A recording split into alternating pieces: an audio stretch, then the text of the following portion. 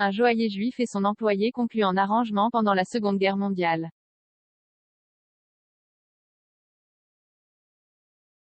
Les rapports entre l'ancien patron caché à la cave et son apprenti tournent au vinaigre.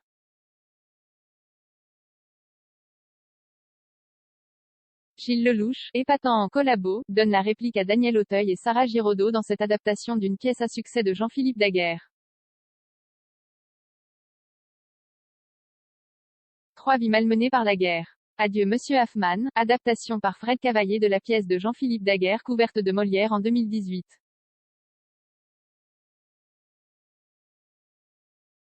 Dans le Paris de 1941, implanté au cœur de Montmartre et que nous avions filmé pendant le premier confinement, un joaillier juif confie sa boutique à son apprenti puis se retrouve contraint de se réfugier dans sa cave pour échapper à la barbarie nazie.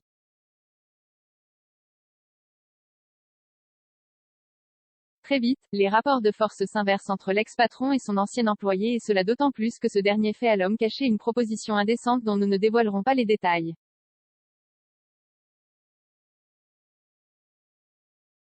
Fred Cavaillé qualifie de « thriller intime » ce suspense pour lequel il s'est offert un casting de choix.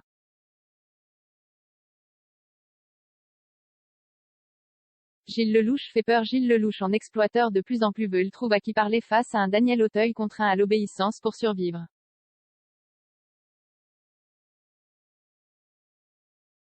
Ajoutons Sarah Giraudot en épouse et en jeu puis Nikolai Kinski, fils de Klaus Kinski, en officier allemand et le drame peut se nouer.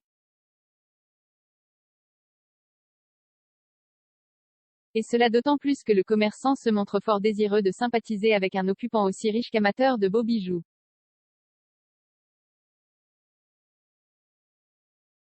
Adieu Monsieur Hoffmann est une illustration parfaite de la maxime d'Alfred Hitchcock, plus réussi est le méchant, plus réussi sera le film. Gilles Lelouch surprend constamment par la façon dont il fait évoluer son personnage qui passe de brave type amoureux fou de sa femme à franc salopard sans foi ni loi. Je trouvais intéressant de lui faire jouer un salaud pour qu'il puisse montrer autre chose que ce que l'on connaît déjà de lui, explique le réalisateur dans le dossier de presse.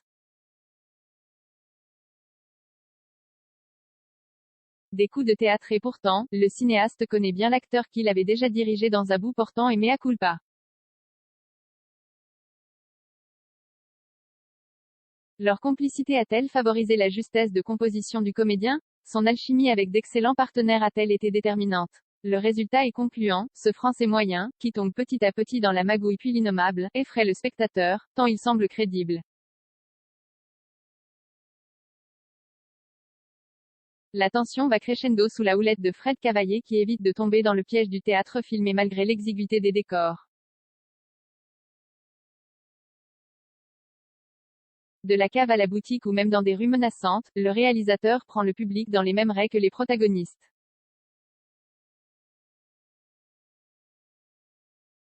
Cela renforce l'implication de ce dernier dans Adieu Monsieur Hoffmann dont l'intrigue conçue comme un mécanisme d'horlogerie réserve plusieurs coups de théâtre.